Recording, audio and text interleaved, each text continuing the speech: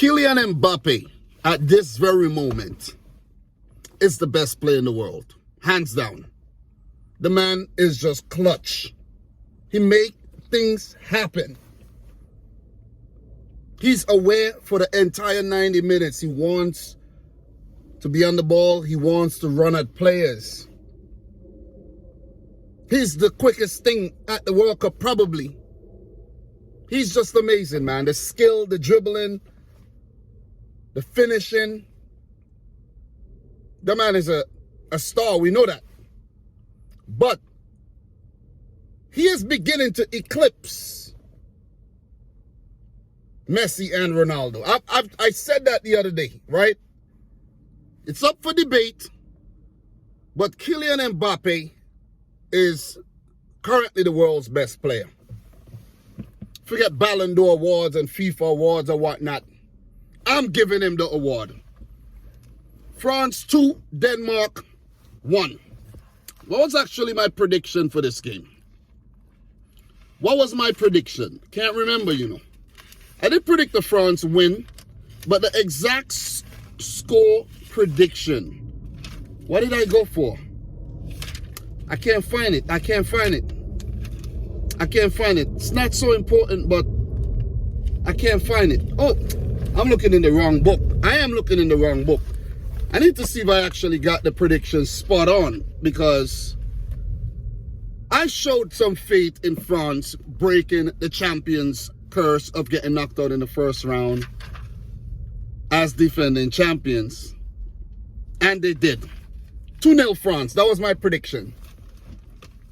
They did concede a goal, like they did against Australia. So now they've scored 6, conceded 2.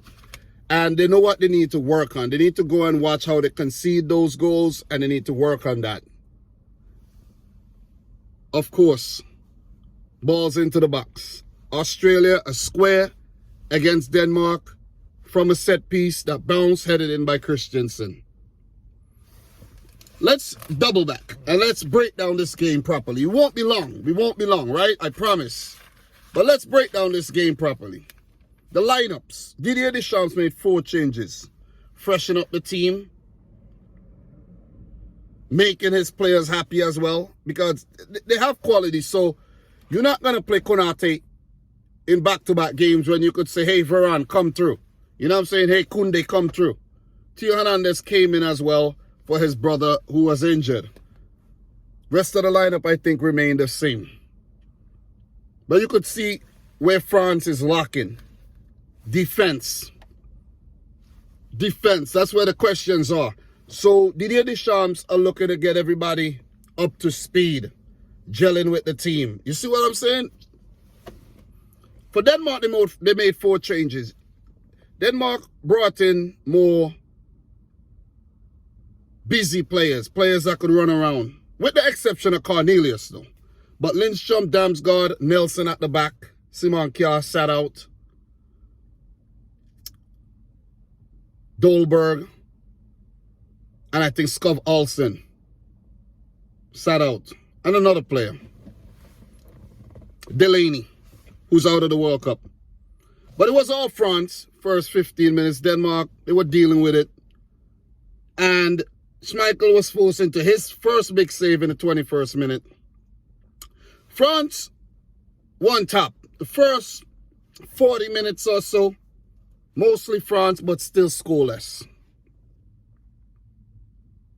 Mbappe had a great chance. He skied it, 48th minute, 0-0 at halftime. I think Denmark were very lucky to still be in the game at halftime, because it was French domination, nothing really going down the opposite way. And this Danish team does not look so good. They don't look as good as we thought they would look. But remember, Denmark started very slowly at the Euros and got all the way to the semis. And we could see a similar situation here for Denmark, right? Let me pause a bit on the happenings in the game. Denmark started slowly at the Euros, got to the semis. 1 point so far, right? They got that point against Tunisia. They play Australia on their final match day, and they will be looking to beat Australia. France go on to beat Tunisia, pick up 9 points in the group. Denmark now comes in second with 4 points. You see? Unless Australia have some other ideas and pick up a win, or a draw, and Tunisia go on to beat France and go through. You know, but I think the way things will go is France will beat Tunisia, and Denmark will go on to beat Australia, and Denmark would actually go through along with France. You see? That is how it's shaping up right now. That is indeed how it's shaping up. And this is Group D, so they play the teams in Group C. Who's going to go on to top Group C? It could be Poland, it could be Argentina, it could be Mexico, it could be Saudi Arabia. You see what I mean? And Denmark could end up getting a favorable opponent in, let's say, Poland. If Poland go on to top the group, that's a possibility. Denmark into the quarterfinals that easily. You see what I'm saying? So be aware of this Danish team still. They have not started well, but they showed us glimpses of what they're capable of doing. Look, Kasper Hjulmand brought on Braithwaite for Cornelius early. Griezmann had a chance around the 1 hour mark that he missed after some French dominance. And then Mbappe, man, came up clutch. After Griezmann sent that warning shot, Mbappe came up clutch. Ran to the byline, square, Mbappe through 2 players and the goalkeeper. Precision stuff. And I'm like, okay, France are winning. But Denmark responded brilliantly, man. They threatened with a ball into the box, nothing doing. And then from the set piece, Christensen headed in from Christian Eriksen, deadly ball. And one thing that France did well was they kept Eriksen out of the game in terms of him doing his wizardry in the final third of the game, you know, in on the field. So kudos to France for that. But you could see there's occasions where their backline gets caught out. So that is something that France would actually have to work on, their defense, when they meet the better opponents. And if Denmark were able to test France a little bit more, Hugo Lloris had to pull off a few big saves. If they were able to test them some more, we could have seen Denmark pick up another favorable result against France, where in their last 3, including the 2018 World Cup match, they didn't lose, and they beat France twice this year. But I knew France wouldn't lose 3 times in a row against Denmark. I knew it. And look, Denmark, after scoring, really up the ante. Hugo Lloris, you know, had to come up with a massive save. Ball into the box, first time hit. France made a few substitutions.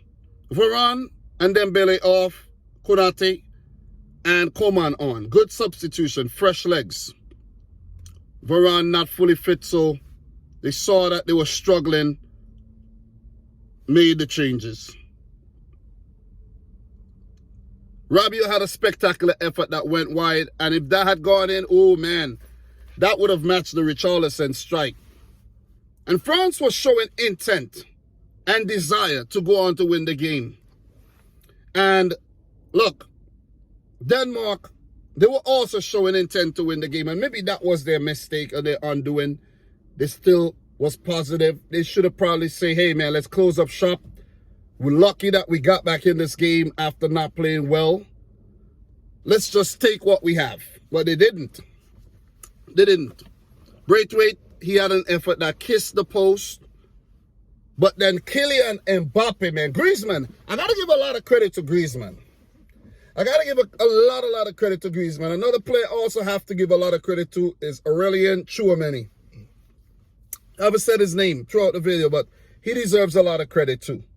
Olivier Giroud didn't have a lot of service today, I can't remember him getting any opportunities. But that Griezmann ball, it just shows when you play at a fast pace, you get that success, because Denmark wants to take this thing out the game. The slower the game, the better it is for Denmark. But when France are playing the game at, speed of light, and Mbappe running there, Griezmann with that ball, oh my God. Mbappe with his speed, beating the Dane defense to that ball, and with his thigh, putting it in. Mbappe coming up clutch, man. Amazing stuff, amazing stuff. This French team, back in 2018, baby stepped their way to a World Cup title. Never even got into fifth gear. But this year, they had to do it against Australia, and they had to do it again against Denmark. How long could they keep it up for? I like what I'm seeing. I want to see France play like this. I want to see them tested and play like this. I don't want to see, oh man, France didn't play well, but they still won the game. I want to talk about how well they played and how well, they did and go on to win the game. But look, France become the first team into the round of 16, as Qatar, the first team, eliminated as well. In Group A, the Netherlands, Ecuador, and Senegal still alive. We don't know. 2 of those teams are going to go through. Group B, England, Wales, Iran, USA still alive. Group C, a match coming up in about 45 minutes or so. Argentina, Mexico, Poland, Saudi Arabia is still alive. And in this group, everyone's still alive. But France are through. 1 place left. Who's going to take it? Denmark, Australia, or Tunisia. The other game between Tunisia and Australia, of course, Australia won the game 1-0, courtesy of a Mitchell Duke header. And Tunisia, they were flat. They were flat. Go watch that video, guys. Watch that video. Go check out all the other awesome content on the channel. I have some previews to go bang out for the games coming up tomorrow. Time is of the essence. Don't want to drag this on too much longer. But Kylian Mbappe, the best player in the world as we speak. If you don't agree with me, argue in the comments. But guys, I'm your boy Dominic Rich. Like the video if you haven't yet done so. And until next time, peace out. Rich Squad. Peace.